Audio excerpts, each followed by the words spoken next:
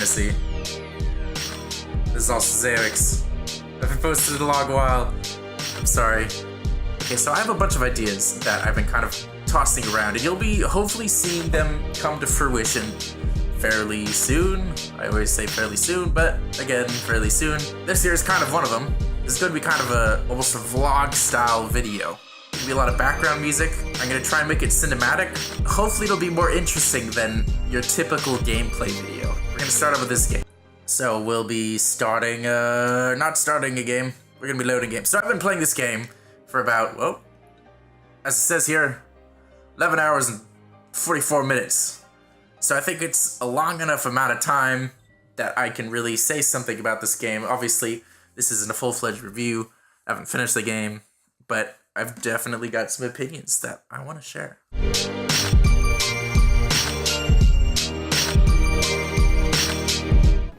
I want to ride my chocobo all day. Can't get it out of Easily, my head. the most annoying part of this game is how often Prompto says that. So this is our car, called the Regalia. You can actually get this car in real life for an absurd amount of money. We can drive this thing. We can either let Ignis drive it, which is auto, or we can drive it manually. So if we were doing auto, Ignis would just be doing more or less what I'm doing here. Now, here's my problem with the car. You don't really drive the car. You basically just accelerate and you decelerate. So I'm literally just I'm not driving the car at all. I'm not deciding how it turns, how fast it goes. I can either just go forward or not go forward. On top of that, as you'll see here, see how there's this gas meter in the bottom left? It's like they wanted this to be college simulator. You're constantly in need of money. And half the time you're spending it on lodging and gas money. It's not fun in real life. It's not something I aspire to have in real life. And yet here they think that for some reason, having to constantly go to gas stations to refuel your car was some kind of fun part of this game.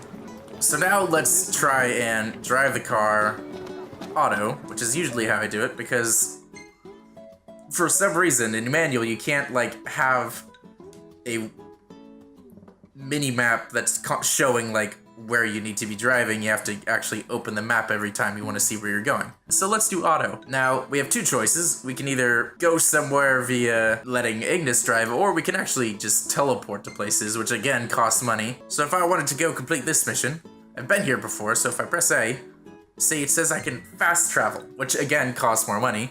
Granted, I have a lot of money right now because I just did a mission that earned me a lot of money. But sometimes I don't want to spend 10 gil and I'll like actually drive the car. The car driving portion was fun for maybe 30 minutes at most. But if you play the game enough, just sitting in the car, watching stuff go by, especially if you've been on that road before, gets incredibly dull. So I saved you the trouble of looking at these horribly dull side missions, which usually consist of either just killing creatures or consist of searching a spot over and over for like 30 minutes while you try and pick up. It's basically fetch quests. They're all just fetch quests, more or less. And they don't get any more exciting than that. The side quests are very dull.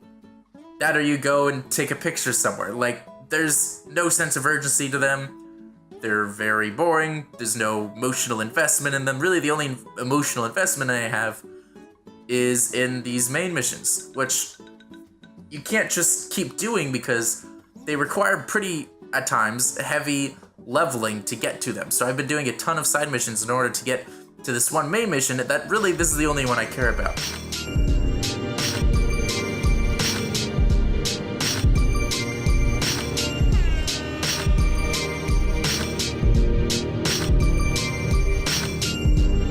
Who's up for a bite?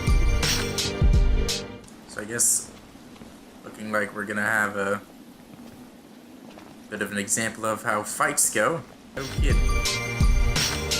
Everything I need now. Eyes peeled.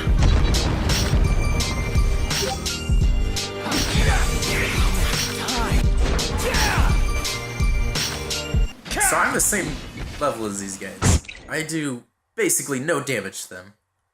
And they two-hit kill me. I think part of my problem with the combat right now is that it doesn't seem very skill-based. It's more just who has good stats versus who doesn't, and whether you've got the right gear on your guys, because the fighting, you don't press any buttons, you just hold the attack button. There's some aspect of like moving around, and usually the enemies attack too fast for your dodge to be effective. Look at how little damage we do to these guys. So I'm just gonna skip these guys because that match isn't even fun. This is a Chuki production.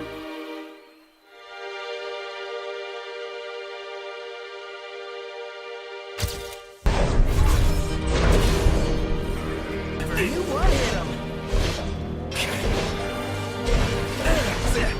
See, at times like this, it tries to make you feel like you're really good, but really all I was stronger than those guys. All I was doing was holding down the attack button and spamming the move stick. It's not complicated, and if you look if you're willing to look deeply enough into it, you realize that there's not enough to it. Speaking of systems, I now have to change my weapon, which takes forever. See, why can't they just have like a scroll wheel, like I don't know, Doom, or any other game that managed to do a scroll wheel perfectly fine? See, so far, beyond okay-looking graphics and it's actually a pretty good soundtrack. Sometimes this game doesn't have that much going for it. I don't know why so many people hail this game as this amazing Final Fantasy. I mean, at least in the previous games, granted it was super linear, and I didn't like the linearity of those games either. This game introduces open world as if it's doing something new, but in terms of open world games, it's really bad.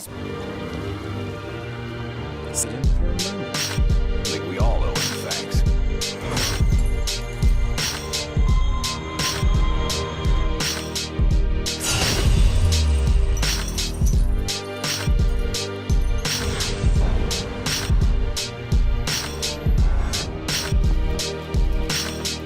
Look, Final Fantasy creators, Square Enix, amazing visuals doesn't count for everything, and neither do amazing cutscenes. The cutscenes are amazing, but honestly, if I want those, I can just kind of look them up, which is probably what I will do for the rest of the game if this game doesn't pick up and get me more vested in it.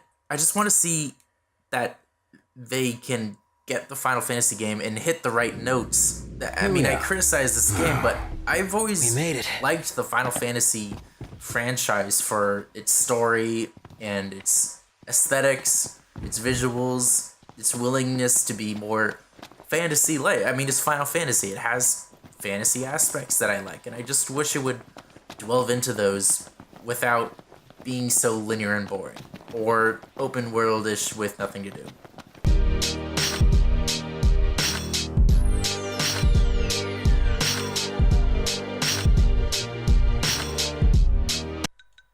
Neat little thing. You can actually save photos for later recollection. Kind of, it creates them and takes them as you continue through the game.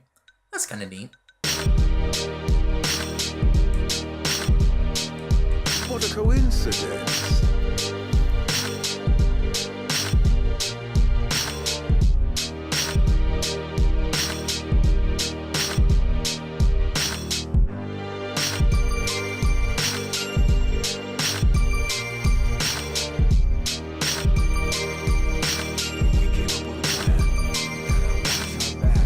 Well, I think I'm gonna end it on that. Just kind of a quick summary. I suppose this game has a lot of flaws. It's fun at other times. I still feel compelled to continue it because I am interested in the main story. There's really interesting characters, at least on the enemy side for sure, with Arden here. So I'm gonna continue it. We'll see what happens. As always, I do a requested video series, so if you want to see a video of any game that you want to see that's available on the PlayStation 4, if it's a review, if it's a Let's Play, if it's anything else, it could be a summary of my top 10 games from 2016, whatever you guys want, put it down in the comments and I'll see about making the video.